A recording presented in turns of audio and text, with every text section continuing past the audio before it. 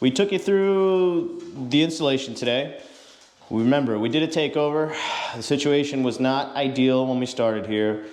We took an assessment though. We decided to swap out all the audio channels, which was great for the system, its integrity, and the homeowner, as well as the enjoyment of the system overall. So we swapped all the audio cables, we got everything wired up, tested out, everything's working to our liking. The original bail-in was not suitable for the signal we needed.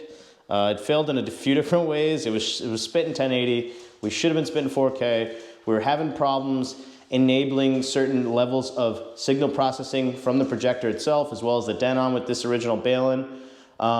We swapped out the bail-in. It resolved those issues. We swapped all the audio cables, resolved those issues.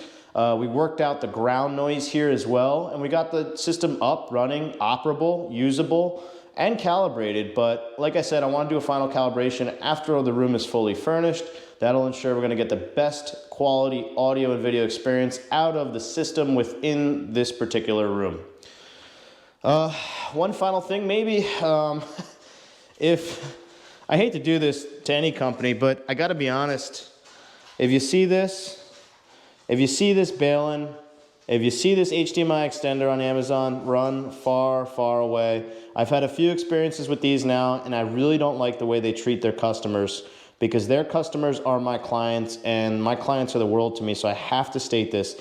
If you see this company, just run far, far away. Do not waste your time. Do not waste your money. These are absolutely a waste of money. They've never worked as specified, and the customer service is absolutely abhorrible. I mean, they don't care about what they're doing, and what they're doing is selling people equipment that's falsely advertised, that does not actually work to the specifications desired.